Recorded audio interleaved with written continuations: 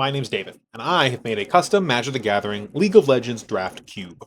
So, lots of words there, but basically, I've made a set of custom cards, all completely made by me, that are meant to be drafted for the Magic the Gathering game. So, it's a cube, you draft all the cards with a bunch of friends, and then you get to play some fun games and you put them all back in the cube after you're done drafting. This is the second video going over our in-depth archetypes for the cube. So if you haven't seen the previous ones, check those out, or at least the overview one that kind of goes over all of the archetypes, because today we're tackling Mount Targon. So this cube is very inspired by the lore and the world that the League of Legends game is set in. So this is not as referential to the physical video game as much as it is to the lore behind the video game. So for Mount Targon, what is their whole deal? So Mount Targon is the biggest mountain in the world. It goes all the way up basically into space. It's just a big old mountain. And it's really, really, really difficult to climb because not only is it just really huge, it's just a big mountain, but also there's like gods that are trying to stop you from getting to the top of the mountain, because if you get to the top of the mountain, you become a god. Like a constellation style. Like you become an aspect of a thing in the universe. And then you're a god. You're just that now. So there are two religious tribes that have kind of sprung up around Mount Targon: the Solari, that worship the sun, and the Lunari, which worship the moon. And that's kind of their whole deal, is that they hate each other. The leader of each of their clans are also secretly gay for each other, though, which is cute. But that's Mount Targon. So let's go ahead and get into some of these cards, starting with Elune here. Elune is the sister of one of the main characters that kind of worships Mount Targon and goes in that faction. And she is kind of in an alternate dimension realm. So she is a 4-mana 2/2 with lifelink and death touch, a white keyword and a black keyword. And she says you may use sunshine and moonglow effects on any player's turn. We'll see what those do in just a minute, but she is a very, very good support piece for the archetype, being a pretty dedicated control deck. The Mount Targon deck really wants to get to that late game so it can start really playing some pretty powerful haymaker threats that we'll see in just a moment. All right, next up we've got Atreus. This is one of the characters that ascends to the peak of the mountain and becomes a god, and that's a playable character in the game named Pantheon. So Atreus is who Pantheon was when he was just a little shitter and then had to climb the mountain. So he's a 3-mana 2/2. It says Moonglow. While it is not your turn, whenever a creature you control dies, you may pay 4 mana, 2 in white and a black, and return Atreus from your graveyard to the battlefield. Atreus' whole thing is that he's very resilient. He kind of gets his ass beat a whole lot and keeps coming back and ascends the mountain. And now he can't die because he's a god. Look at him. He's so cool. So Atreus, when it's not your turn, we see our Moonglow effect here. When it's not your turn, Moonglow text. So Moonglow are effects that activate while it is not your turn, whereas Sunshine effects activate while it is your turn. And the Loon from earlier allows those to be activated on both players' turns, which is quite powerful because these effects tend to be quite powerful because they're only meant to be active on one turn, and with a Loon they're active all the time. So they kind of become passive effects, which is a very, very powerful effect. So moving on to our next, this is kind of our top end bomb. This is one of the most expensive cards in the cube at 7 mana for Aurelion Sol, the Dragon of Creation. This is the dragon that created the planet, basically, and then put Mount Targon right on the top and said, if you're cool enough, you can come hang out with me, basically. So this is a 7 mana 7/7 with flying. So spells you cast cost 2 less to cast, because he is the Dragon of Creation. He wants to encourage you to create more things. And also says, when Aurelion Sol dies, exile all non-land permanents, then draw until you have 7 cards in hand. So this is just a huge bomb. He kills your opponent in 3 attacks, so 4 turns, counting the turn he dropped, he comes down. Your opponent's just dead. He's a flyer, so he's very difficult to block. And then all your shit is super cheap. It basically just costs its colored mana. And he just starts taking over the game immediately, kind of as soon as he hits the board. This is a very powerful, powerful card, and it's kind of the end game goal of the Targon deck. We've got Banished to Maris Omegnum. It's been a while since I pronounced that. Banished to Maris Omegnum. This is where Elune kind of hangs out. She was banished there. It's a 4-mana sorcery. Exile target creature. Gain 5 life. Beautiful piece of text. Is a very powerful card. Being able to get rid of anything and gain you a quarter of your life back is so much in draft. Where this effect probably wouldn't be terribly good in standard, where decks are a little more tuned. But in draft, when you're just kind of slapping together some stuff, most of your deck has synergy, but not all of it. 5 life is a ton of life, especially if you're able to remove a threat along with it. It's a very strong card for this archetype. We got Blessing of an Aspect, a 4-mana legendary instant, and as we all know, legendary instants and sorceries can only be cast while there is a legendary creature or planeswalker on the battlefield. There's no planeswalkers in this cube, so just legendary creatures. And it says the next time target creature would leave the battlefield, it gains lifelink and death touch until end of turn instead. Also, just always put a 1/1 counter on it. So this is a very, very powerful card, making your character kind of unkillable. And then also they get lifelink death touch. This is just a very, very powerful card in being able to keep your guys alive, to be able to get to that late game while also trading down and just making them bigger. Is a nice card. We've got the Bright Stellacorn, a 4-mana 1/4 with flying that says whenever a creature dies, gain 2 life. Activate only once per turn. It's just a very good card at keeping you healthy. It blocks great. It's a good butt. 1/4 for 4 on a flyer means it can block kind of anything. Whenever anything dies, including itself, you gain 2 life. But if you block down with your whole team, you're only gaining 2 life. This was happening too much in testing, so we made it only trigger once per turn.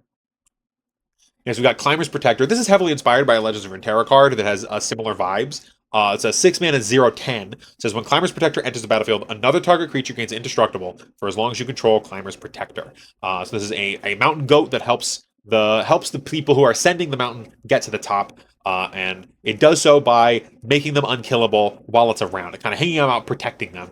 And it is a very tanky goat. It doesn't do anything on its own, but it's a 0/10, so it blocks incredibly well. You kind of just have to kill spell this thing.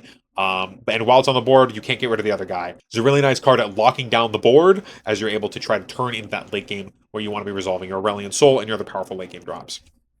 Next, we've got the Dark Stellacorn. This is a 5-mana 4/3. It says whenever another creature enters the battlefield or dies, Dark Stellacorn gains flying until end of turn, which makes it a very good attacker. As things are entering the battlefield under your turn, you can swing with it. But also, when your opponent plays a creature, it just gains flying, which also makes it a pretty good blocker, being able to kind of stall yourself out into that late game. And then also turn around and be a great attacker once you need it to be.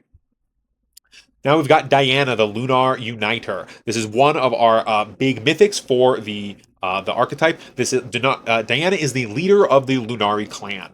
She is one of our main faction leaders as a 5-mana 5/3 with first strike. She also says Moonglow. While it's not your turn, Diana and up to one other creature you control each have death touch, which makes her a first strike death touch blocker. Which means if you can play her on turn 5, your opponent kind of can't swing into her unless they're going really wide, because she's going to block something, she's going to kill it, and she's not going to die unless they have, keywords that counter this stuff. But most of the time, this is what happens with Diana. And she also gives one of your other creatures death touch. So even if you've got some little 1/1, some little 2/2s or whatever, they're going to get death touch and block your opponent's stuff out. She really gums up the board, allowing you to transition into that late game.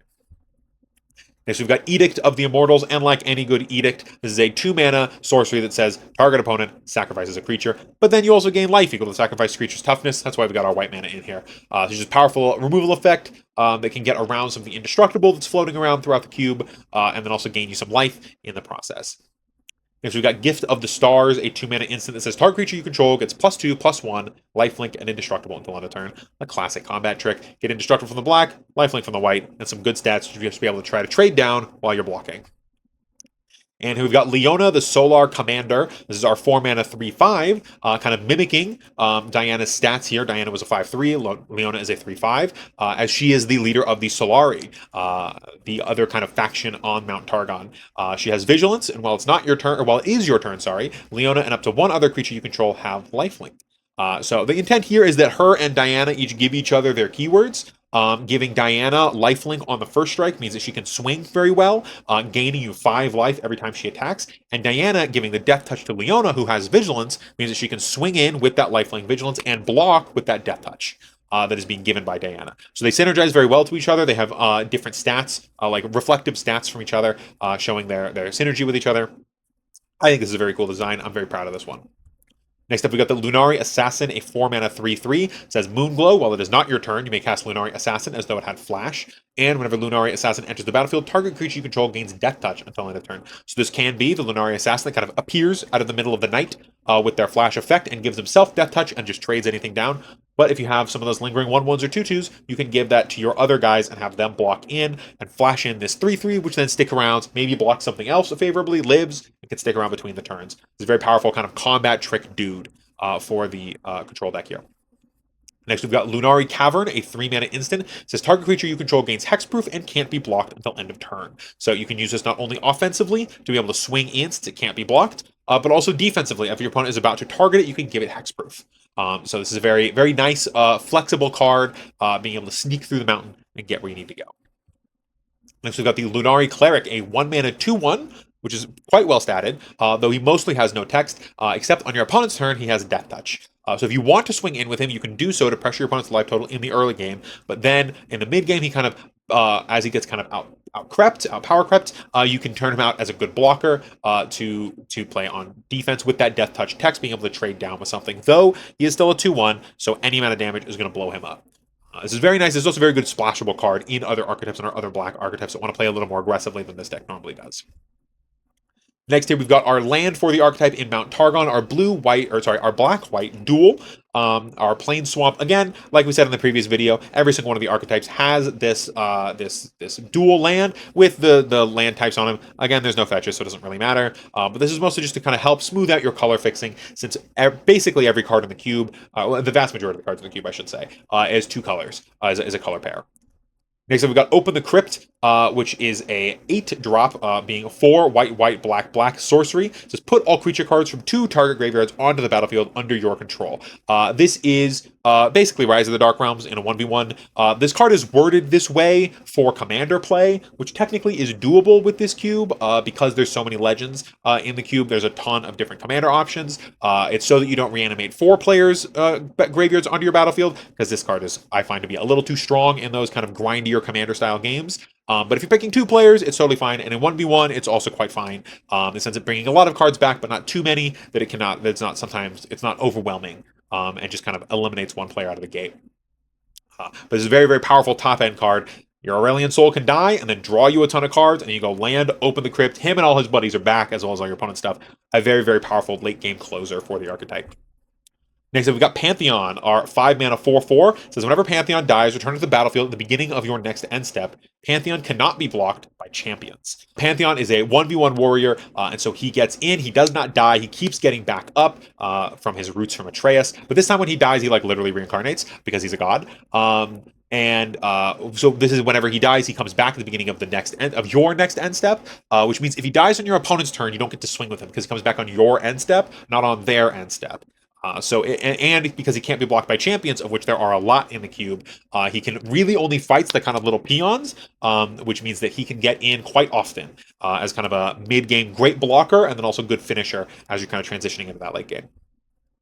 Next up, we got Piercing Moonlight, a 1-mana sorcery. Target opponent reveals their hand. You may choose a creature card from among it, and that player discards that card. And Moonglow effects are active until the end of this turn. So this is just a duress style effect, although it hits creatures, not non-creatures, so it's a little bit weaker. But it also allows your Moonglow effects to be active during your turn, which these are some of the more powerful effects.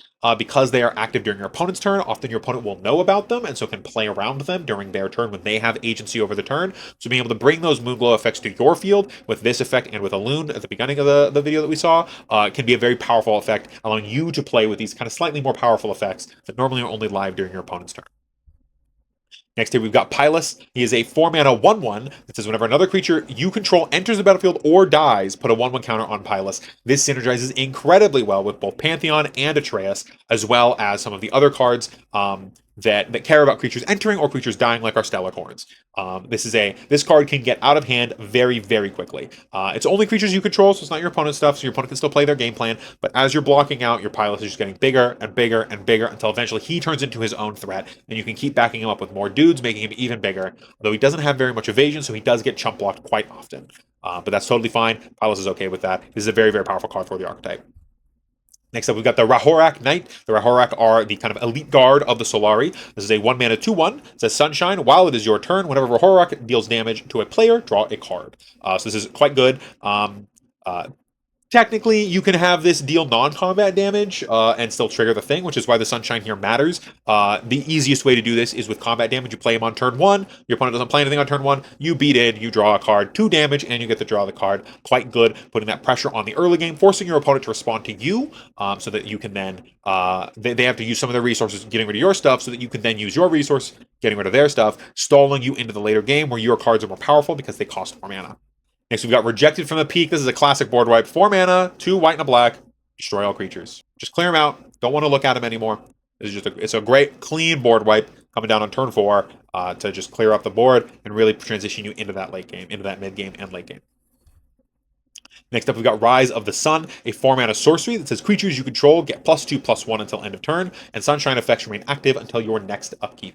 So you get those Sunshine effects on your opponent's turn. A lot of the Sunshine effects mostly get value on your turn, but this does act as an anthem for your team if you are on that go wide version of the deck, triggering all your ETB and LTB effects that pop up throughout the archetype. Okay, so we've got Shards of Moonlight, a 4-mana instant that says Moonglow. While it is not your turn, Shards of Moonlight cost 1 less to cast. Destroy target creature or artifact. Obviously, as a kind of murder stand-in, while it's not your turn, this card is quite good, especially in a draft environment. But also the flexibility to be able to pop artifacts when at least one of the archetypes is very artifact heavy, and there's a few that kind of play well with artifacts. Is very good flexibility for this card, which bumps up its mana cost to the 4, though when it's not your turn, you can cast it for the 3. Next, we've got the Solari Clerics, a 2-mana 1/3. So at the beginning of your upkeep, you gain 2 life. This is sneakily one of the strongest cards for this archetype because it just sits there. It blocks great in the early game, and every turn you just gain 2 life. And you build this stockpile, and you can start face tanking a bunch of attacks that are coming your way instead of forcing your board under and losing that board presence and getting kind of pulled out of the game because you just are losing all your board. You can use your life total as that resource to kind of sustain your board presence a little bit more. This card is quite good. Next, we've got the Solari Priestess, a 3-mana 2/3 that says Sunshine, 2 and a white. Until your next turn, target creature cannot attack. Activate this ability only if it is your turn. You can spam this ability if you got the mana for it, but she can kind of bind creatures down so that they cannot attack. They can still block you, so you do have to find some ways around that. But this effect is quite nice at stopping the aggression on your face.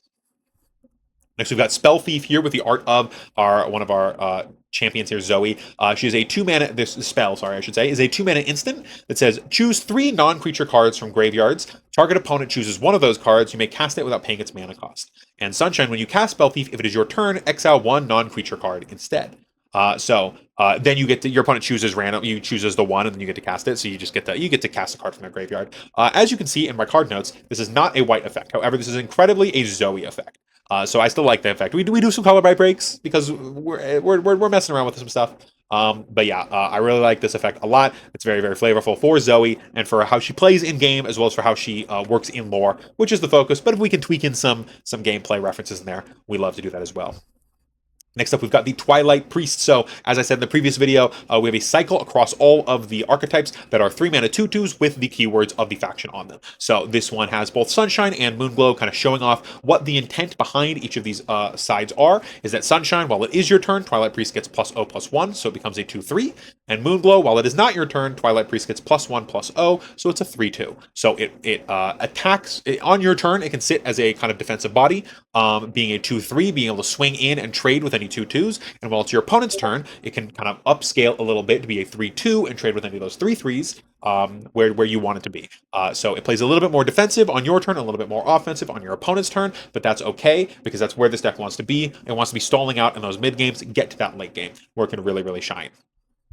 And wrapping up our Mount Targon cards here, we've got Zoe, the Playful Trickster. This is a 5-mana card, a 5-mana 2/3 with Flash. It says when Zoe enters the battlefield, search your library for a non-land permanent, put it onto the battlefield, then shuffle your library. Return it to your hand at the beginning of the next end step.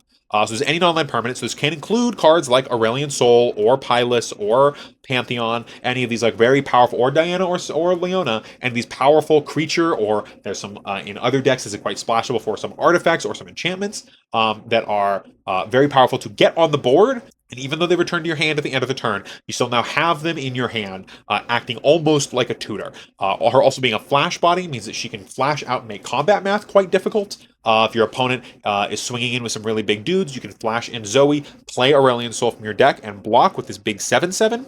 Play Diana from your deck and give 2 of your guys Death Touch, including the Zoe, and then block down with her First Strike Death Touch effect. This really messes with the combat math on your opponent, though it is 5 mana, which is a bit expensive. And then the card that you play from your deck has to go back to your hand, so you do have to recast the mana in order to commit it back to the board, so for it to stay permanently. So this card is a very flexible card, often one of the more splashable cards from the Mount Targon archetype, because any deck that's playing white can just tutor any guy that's important in their deck and put them onto the battlefield, get some combat math trickery, and then replay them on their next turn. And that wraps up Mount Targon. So I hope you guys enjoyed these cards. Next time we're going down the list and we're going to our white-red Arboros archetype in Demacia, the great city of Demacia. So I hope you guys enjoyed this video. If you have any thoughts about any of these cards or any questions about any of them, please feel free to let me know in the comments below. Make sure to read all of the comments, and we will see you guys in the next video. Peace.